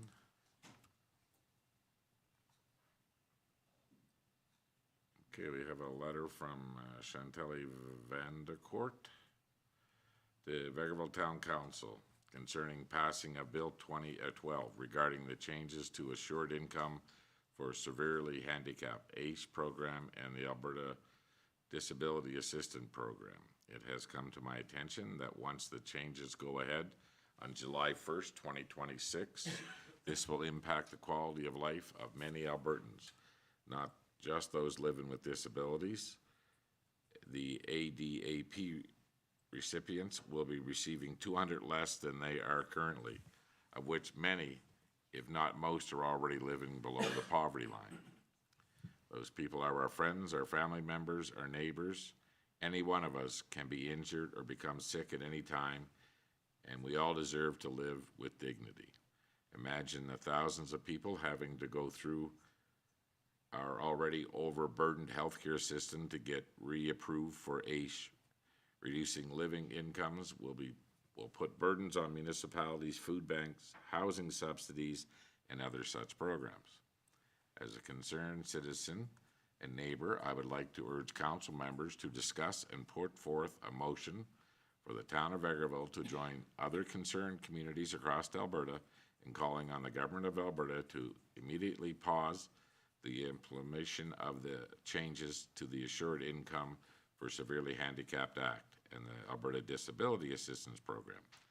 Furthermore, the government of Alberta should be taking meaningful consultation with stakeholders, persons with disabilities, advocacy groups, community partners, and public reporting on impacts of the changes before moving ahead.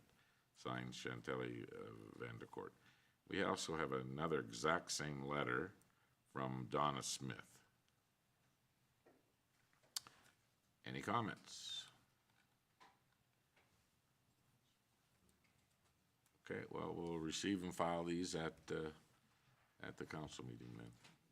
I was just wondering if we could. Oh, go ahead. Sorry, go ahead to Councillor Brodziak. I was just wondering, she mentions other communities, but she didn't say which communities. So without the knowledge of which communities are going forward to put forth something to the provincial government. I don't know where we would start with this. Okay, So if we could somehow get some more information. well, Councilor Riddick?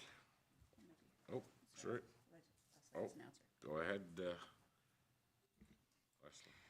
If I may, there are a few communities who have listed that they have passed some resolutions regarding this. One of them being Camrose and another being Lethbridge. The Facebook post where this form letter originated also listed others, but Camrose and Lethbridge are the only ones I could specifically confirm. Okay, Councilor Riddick? Oh, sorry, come back. Thank you for finding that. I was going to say both the City of Edmonton and the City of Calgary have also, both of their mayors have met with the provincial minister to talk about this, and Camrose was the example I was going to say. And the mayor of Lethbridge, I think they just tabled their resolution this week or last. I'm not certain how we answer this letter, these letters from these folks, just because it is certainly a topic of great concern, and will definitely impact some of our residents. I'm just not certain how effective our voice added to that mix will be to change the resolution of the government to continue forward with their path. They came quite determined to change their funding. So I'm not certain what we can do to change that, except to express our concern to ensure that our residents are going to be financially viable, but this is maybe a challenging request for us to answer.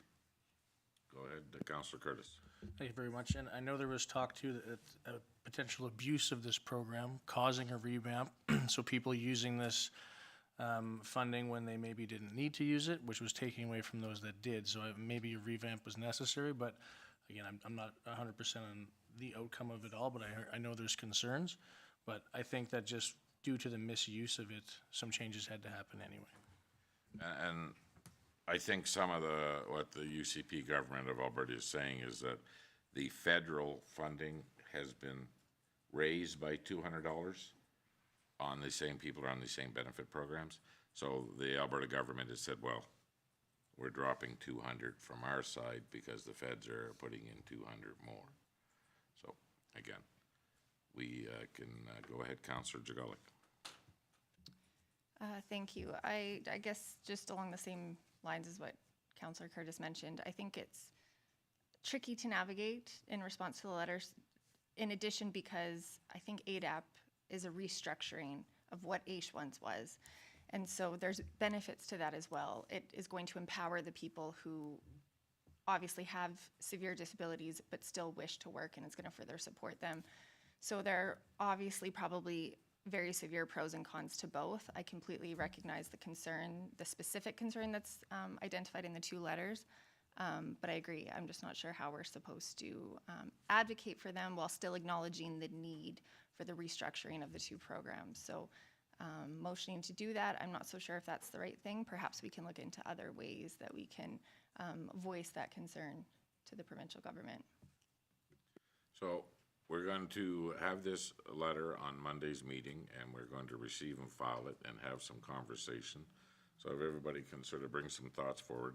And what they're asking us is us to write a letter and join some of the other municipalities in their voice to the provincial government, saying that the Council of Vegreville thinks it's a bad policy to move away from this, to drop the funding by $200.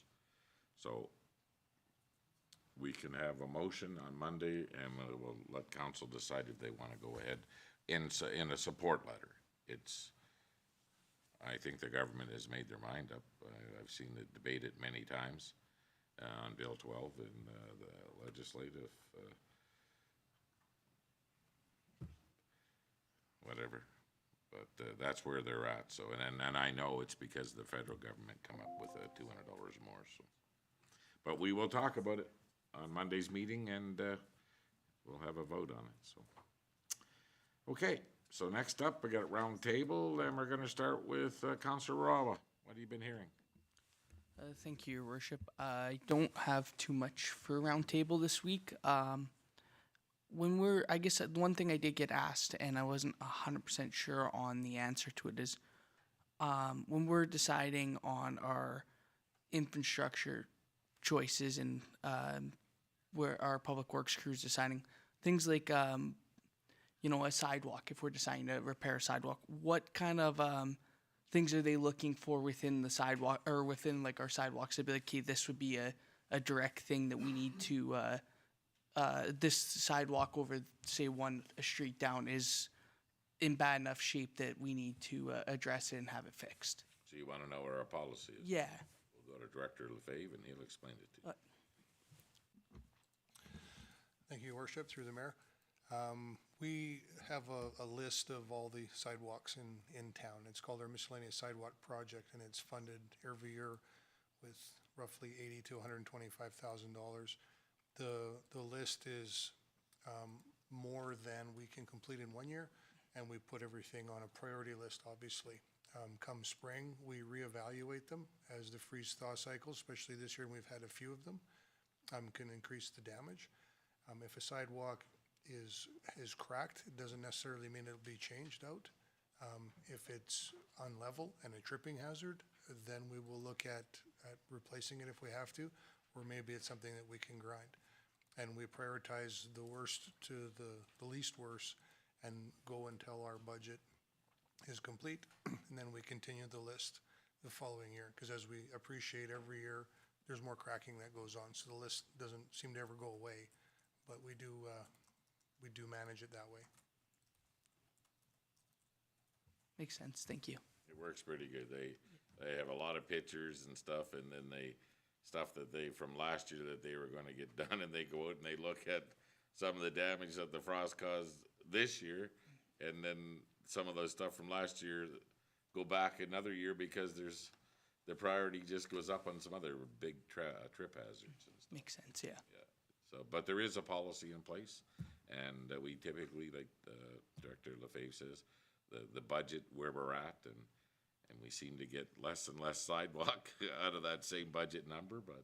Well, and that's saying I knew, like, obviously when it comes to redoing our infrastructure, there's multiple different things we have to go. I wasn't sure exactly where something like a sidewalk would sit over other infrastructure that might need to be replaced first. I would imagine that's probably ongoing right now, looking at the sidewalks. The evaluation is going right now, yep. And it won't be long before the frost is all the way out, and then we can, because sometimes they will crack, and then come summertime, they'll settle down and close back up again, right? So. Okay, thank you. Councillor Jagalik. Thank you very much. Nothing specific from me today. Just wanted to comment that it's great to see some movement down at our downtown development. Hopefully the nice weather will help them to keep that momentum. Also wanted to thank anyone who participated in highway cleanup recently. I was both sides of town that day, and there was a lot of families and kids and individuals out there. So thank you to everyone and those that took care when they were passing by as well.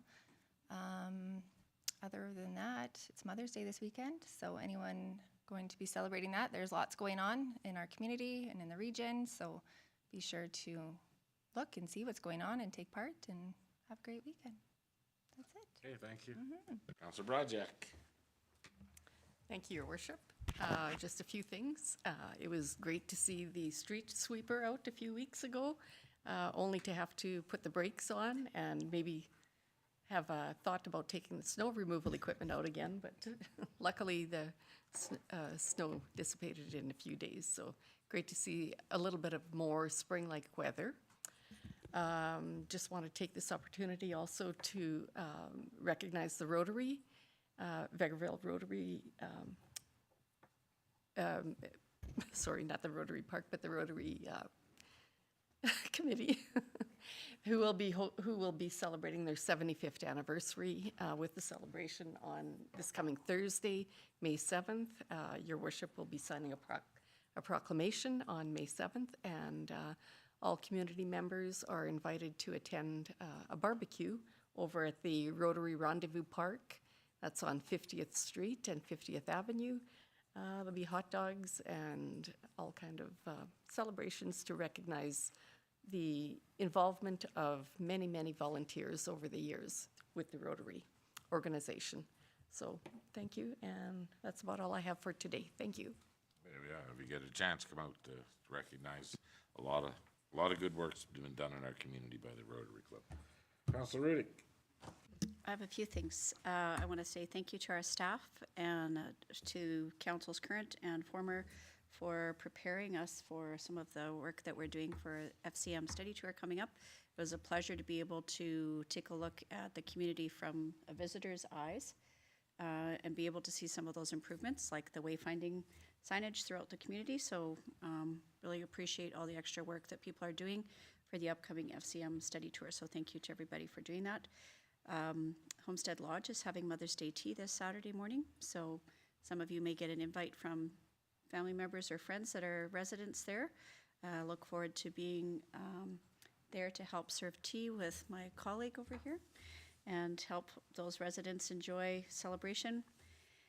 And I also want to recognize, acknowledge, and appreciate the chair of Vegreville Transportation Services Society and a tireless volunteer, Dwayne Hladi, who passed away quite suddenly last week. And just want to acknowledge in this forum how important he has been to many of our volunteer groups, including chairing multiple organizations, and just a testimony to how important it is to be a volunteer in a community, and the impacts of his efforts have been long-lasting, and just want to acknowledge him. Okay, thank you. Councillor Curtis. Thank you very much. Not too much from me, although I think some rumors have been quelled now that there's a crane downtown putting up some walls, as a lot of people kept asking when and where and if and what. So put those to bed now. So I talked to a few people about that. Seemed excited, always asking what is going into the, which we don't know obviously yet, but good to see some progress down there. And again, I think the freeze thaw has hindered them a bit too. So I'm glad to see they're back down putting those up. And that's all I got. Okay, thank you. Councillor Lemko. Thank you, Your Worship. Likewise, people in the community are finally seeing some of what was put to bed in the wintertime is now come to life, and more will be happening. It's exciting time. It's spring, and we hope it stays spring and doesn't change back to winter like it has been up and down here. So I have one thing on our social media. We've got a transportation needs assessment survey that's going on right now, and the ad hoc committee for transportation is conducting the survey to help us, council, and us determine what the needs are in this community. And that could be accessibility, sidewalks, what your concerns are, so that we can plan for the future. So that survey is available online, and I'll be doing a better update at Talk of the Town, which will be this week, and then you should be able to hear something next week on the deeper dive into it. So get on the website and click the button, and it's an interesting survey, which I'm excited about. And that's all I got, boss. Okay, thank you. Well, I haven't heard a lot of complaints about anything lately, so I do want to recognize the passing of Dwayne too. He was a tireless worker in our community, and I just found out something today that we lost another member in our community over the weekend. Lois Byers passed away, and again, her family have been big contributors over the years, buying properties, fixing them up, and just all in all being involved in our community. So to both the families, our condolences, and it is a very sad day. So let's move on to director's highlights, and we'll start with Director Saskew. I bet you we're going to talk about tax notices. That's my second point. Thank you, Your Worship. I have three things. The year-end audit work has been completed, including the submission of the town's FIR and all of the grant reporting. They used to be called SFEs, but this year Alberta government has swung a little thing in, and now they're called SEPO, S-E-P-O. So those have all been submitted before the regulatory deadlines. We'll have nice green check marks. on all of our indicators as we review those at budget time this year. 2025 year end is officially complete. The taxes, the 2026 tax assessment and notices will be mailed this Thursday, May 7th. Corporate Services would like to thank our assessor Bob Dodlin from Accurate Assessment Group for his presentation today, as well as the hard work done to reassess 100% of the properties in 2025 for the 2026 year. As a reminder, 2026 property taxes that we send out this week are due on or before June 30th, 2026. So must be received in our office payment prior to 4:30 closing on June 30th to avoid deadline. And as a reminder, the July 1st day is the Canada Day holiday, so payments will not be processed until July 2nd if they're after June 30th.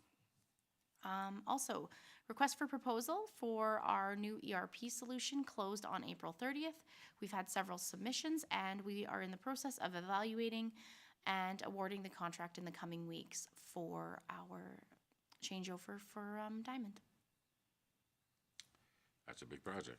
It's a very big project. Okay, and again, as the assessment notices and tax notices are going out, if somebody would like to inquire, there will be a number provided for our assessors.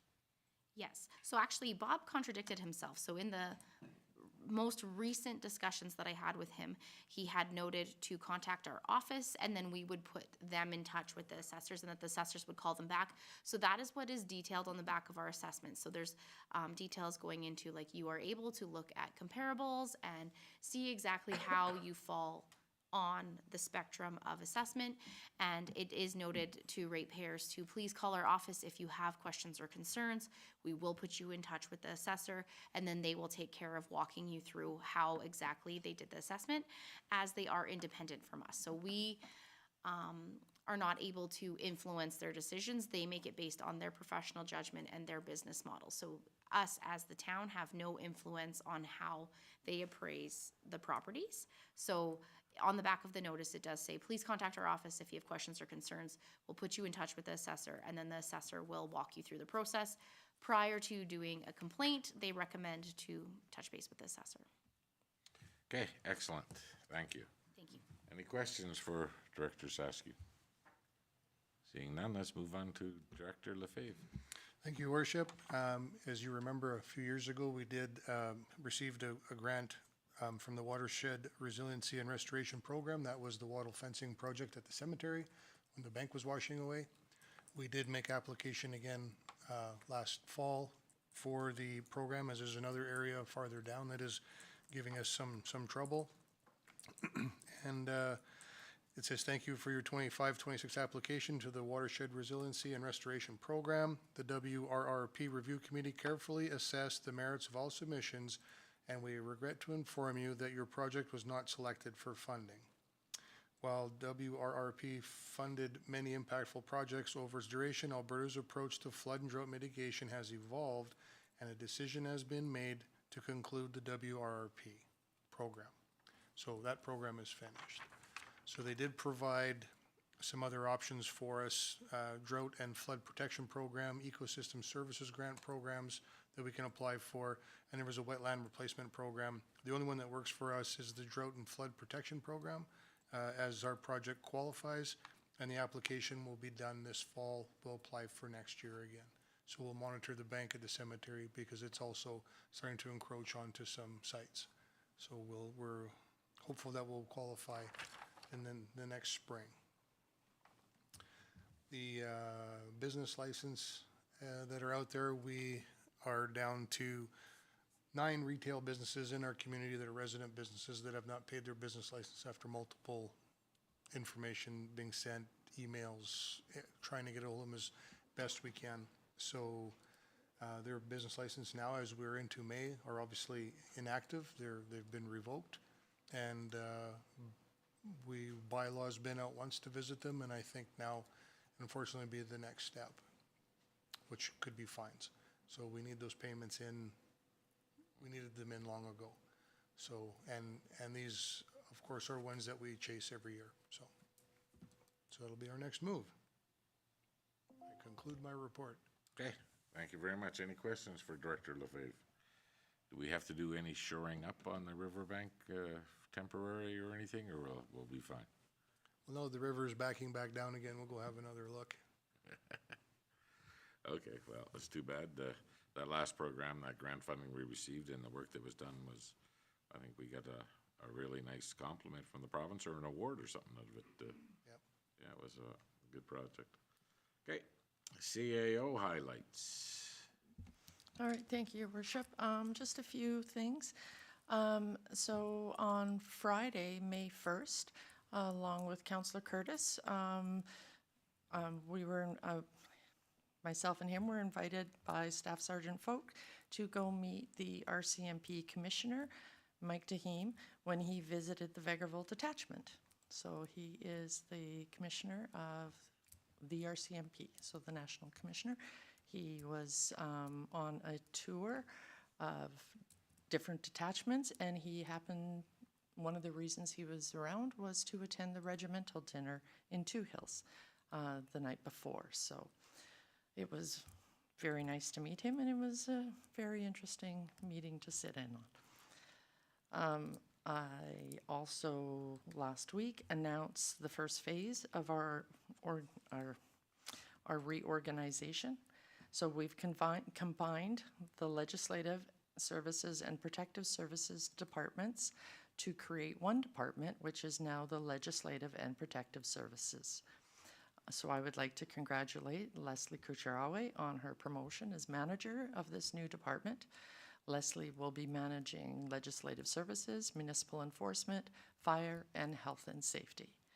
And if you've maybe happened to see them, the postings have gone out for a health and safety officer and a public safety administrative assistant, and they've been out since, I think, Friday, and we have already had a good response. And that's all I have to report. Okay, thank you very much. I guess congratulations to Manager Kucharawe, and we'll be looking forward to a report now, an update report. Any other questions for our CAO? Well, and if not, I think we're done. So we're heading over to, where are we going now? It's at the comp for the FNMI Community Evening.